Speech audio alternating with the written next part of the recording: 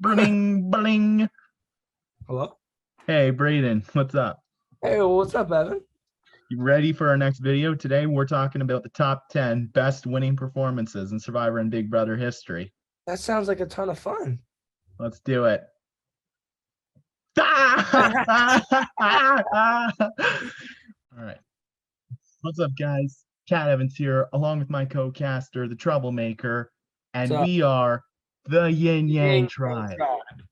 And today we're going to, as I said, we're going to be talking about the top 10 winning performances for both Survivor and Big Brother combined, 5 from each show. So the first one on the list is John Cochran from Survivor Caramoan. Returning as a favorite from Survivor South Pacific, he was in the majority throughout the pre-merge, mostly because he was on the Stealth or Us alliance that dominated that phase. During the merge phase, he would perform better in challenges than in his first time, winning 3 individual immunities. He had alliance leader Philip Shepard as a shield and would survive Malcolm's idol play, in which he nailed Philip at the final 10.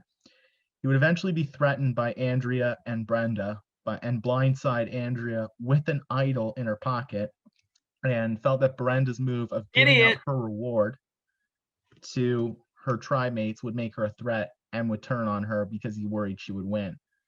And facing Don and Sherry, he had no competition and won unanimously. And he's only the second person to win with no votes throughout the game and then a unanimous jury vote. Who else is Tony? You'll find out. I'm pretty sure it's Tony. All right, number 9 is my boy, Dane Rupert from Big Brother Canada 7, y'all. All right. He was a member of the dominant Pretty Boys Alliance. Dane was in a solid position throughout the game. He had a showmance with Estefania, which also, I know. Well, Esty, that's right. Which also had him a solid relationship with Kara, whatever the fuck you say that.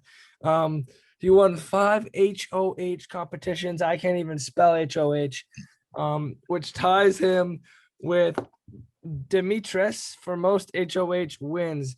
Evicted direct competitors to his alliance, such as Mackie, Chelsea, Sam, and Corey. At Final 4, he would take the first shot against his alliance when he and Anthony realized that Adam was too threatening to keep around any longer, using his 4th HOH win to eliminate him. Bye-bye, Adam. He had a Final 2 deal with Anthony, which nobody knew about until Dane revealed it while evicting Kyra. Wait, you spelled Kira twice. There's 2 different Kiras that season. You goof. Won unanimously in the end, playing a perfect game. So yeah. So the Pretty Boys get mixed reviews as an alliance. There are people who love them, and then there are other people who think they just ran the show with no opposition. But Dane really invested in the right people, and it worked for him. All right, number 8 would be Richard Hatch, the first ever Survivor winner. So back in season 1, people played the game a lot differently. You got through the game by providing around camp, being good in challenges, and Richard Hatch did write the rule book. On day 1, he said, "I got the $1 million check already written. Look what happened." So he did predict that on day 1 and then won the game. He was a solid provider around camp. He formed the first ever alliance with Kelly Wigglesworth, Rudy Bosch, and Sue Hawk. And as a result, that changed the game forever the moment that alliance became a thing. And every season, we have at least one alliance. And at the final 10, while the 6 people outside of Richard's alliance cast throwaway votes, the alliance held strong and got out Gretchen, the leader and probably one of the strongest members of the Pagong tribe. And as a result, he formed the strategy of pagonging the other tribe by systematically eliminating the rest of their members, as well as Dr. Sean. So, as I've read a lot of reviews that Richard Hatch wrote the rule book for Survivor, and these strategies are all used today. All right, number 7 is my other boy, Cody Calfee from Big Brother 22. Formed alliances such as the committee with Tyler, Memphis, Nicole Franzel, Christmas, and Danielle. Actually, it was during summer, not Christmas. The Slick Six with Enzo, Danny, Tyler, Bailey, and Davon. The Root with Enzo. Final 2 deals with Memphis and Nicole. The 4 Prime with Nicole F, Danny, and Ian. This guy has alliances everywhere. He dominated the competitors, winning 4 HOHs and 4 vetoes. Dominant social game and was able to hide behind several targets in his alliance once all of the outsiders were eliminated. That's actually something that I think helped him win the game. He kept Tyler in the game for the perfect period of time because everybody always targeted Tyler instead of him.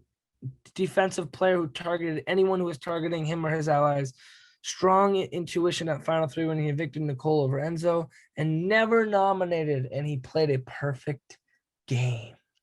So yeah, him targeting anyone outside his alliance, like after anyone outside the committee or anyone other than Enzo was evicted, he was able to hide behind duos such as Danny and Nicole because Danny got evicted.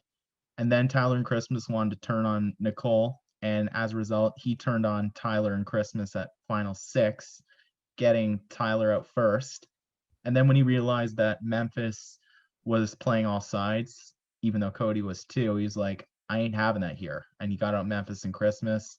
And I actually read that had he taken Nicole to the end over Enzo, he would have lost 5-4, with Enzo actually voting for Nicole, even though he said, you can evict me after he lost part 2.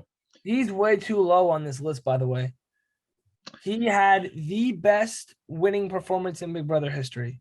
He is the best in Big Brother by far when it comes to winning performances, and top 3 all time, including Survivor. Easy. He's way too low on this list. Give this man his respect. Number 6, and my response to that is, I'm sorry, I don't talk llama. I'm supposed to talk llama to you. How is his Cagayan higher than Cody's, man? Come on. Put some respect on my man's name. You understand that better? But Put yeah. Some respect on my man Cody. Number 6 is my man, Tony Vlachos from Survivor Cagayan. So one of the best modern players of the game. What's this guy talking about? Tony's my man. I'm gonna put a ring on that finger. I'm kidding. So yeah, he found 3 idols throughout the game. He never voted against the majority. Along with his ally Trish, he betrayed Cliff, who was the basketball player on his tribe, with very little consequence other than Cliff's ally Lindsay quitting the game. Along with his allies on Solana, he convinced Chaos Cast to flip on her alliance, and he double-crossed big time several of his allies. First, turning on LJ by saying, oh, Woo's a threat here. Let's get Woo out of here. And LJ bought it hook, line, sinker. Then, with Spencer and Tasha from Apari, he turned on his ally Jeffra, worried about a girls' alliance. And then when Spencer, the last member of the opposing tribe, won immunity at Final 5, he would turn on his closest ally Trish, worrying that she was a bigger threat than Woo or Cass, and because he thought Cass would lose the game due to her turning on her old tribe, as well as making the Solana members mad, and that he could beat Woo as well, but thought Trish would hold her own. He eavesdropped on his allies through his spy shack, and this is the move I don't think gets the credit it deserves. He lied about his hidden immunity idol, his special one, because it could only be used up to Final 5, but he lied that he could use it at 4. I think he did that because of the same powers in Exile Island and Cook Islands, and it could be used at Final 4. I think that's where he got it from. But it worked. He did it at 4 because that season was a Final 2, not a Final 3. Cook Islands was a Final 3. No, Cagayan was a Final 2. Yeah, I know that. So he could use it at Final 4. No, he couldn't. Are you sure? I'm sure. I'm someone who's a huge fan. Yeah, so am I. But I thought that the reason why they always say idols can be used at Final 5 is because it's 2 away from Final Tribal. So I thought that carried over to this. I don't think your argument's wrong, but maybe because it's a special idol. Yeah, but it was Final 5, and he said it could be used at Final 4, and he didn't even get targeted for it. Although I might have probably caught that one. Also, too, I didn't include this on the list, but at Final 3, when Wu had immunity, he totally got into Wu's head and said, if you vote me out, that will go against everything that you preached throughout this game. And Wu took Tony to the end, giving Tony an 8-1 victory. Number 5 is Evan's boy, Derrick Levisa from Big Brother 16. Again, he's too high on this list. A member of the bomb squad with Cody, Caleb, Frankie, Amber, Devin, Christine, and Zach, as well as the detonators along with Cody, Frankie, Christine, and Zach. He would be in a solid position throughout the game. He orchestrated a majority of the eliminations, such as Paola, Devin, Nicole, both times, Zach, and Donnie, among others. He won 3 HOHs, but was dethroned on one of them. He actually won 4 and then was dethroned on one. Huh? He actually won 4 and one of them was dethroned. But you wrote 3. Valid ones. Okay. He evicted anyone that caught on to his game. Final 2 with Cody the Hitman. Due to the deal, Cody would take Derrick to Final 2. Never nominated till Final 3, only by virtue of losing the final HOH. And that's when Cody took him. Yeah, Cody was actually compared to Derrick when he won season 22 by Ian when he said that Cody became the Derrick that season. Except he did way better than Derrick. Never going on the block and winning with more votes. I can't totally say you're wrong. And he played with All-Stars. That's true.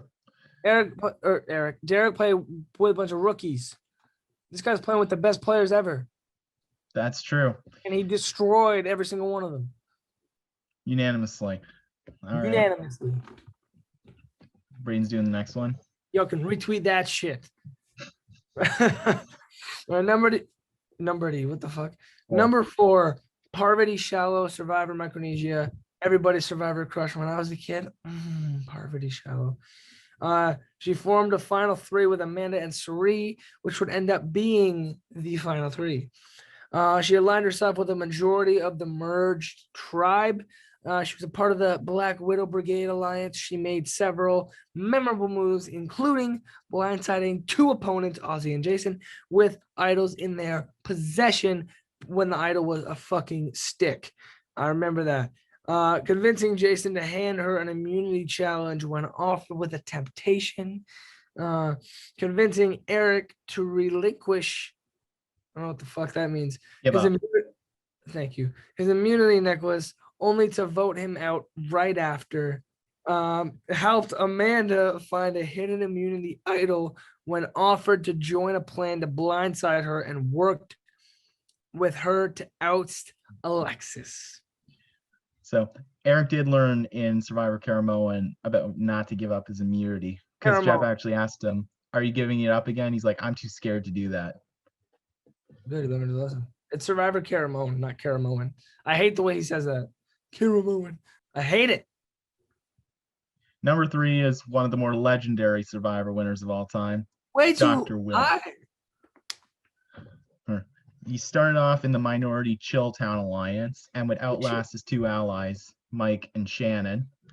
Due to his arrogance, similar to Richard Hatch in the first real Survivor season, he was underestimated and viewed as unlikable and unlikely to win. Notably by Krista at the final 10, when everyone said they wanted Will and Shannon on the block, she didn't see Will as a threat and as a result did not nominate him. He aligned himself with Hardy and Nicole, and known for several bold plays, including at the final 5 when he was up against Bunky on the block. He would make a deal with Hardy, the HOH at the time. He would, if he won the HOH the following round, he would put up Hardy alongside Monica because there was no power of veto that season, and Hardy wouldn't get voted off. And he turned right back around there and threw Monica the HOH because he made a deal with her that he wouldn't go up. And as a result, Will would get Hardy out of the game. That's actually pretty crazy. That must have been very hardy for him. Good one. And despite never winning an HOH and being nominated 4 times, which is a lot for the early season of the show because there were only 9 evictions because one contestant got expelled that year, he had a solid amount of input and played an impressive game. Number 2. Well, I wonder who we put number 1. Number 2, Tony Vlachos, Survivor Winners at War. This one I can kind of agree with. The guy you have at number 1 is not even in the top 5, in my opinion. But we'll get to that later. So number 2, you got Tony, Survivor Winners at War. He came into this season as a top 10 winner.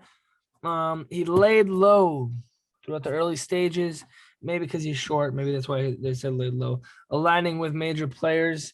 They called Lions. They called Lions. Oh, yeah.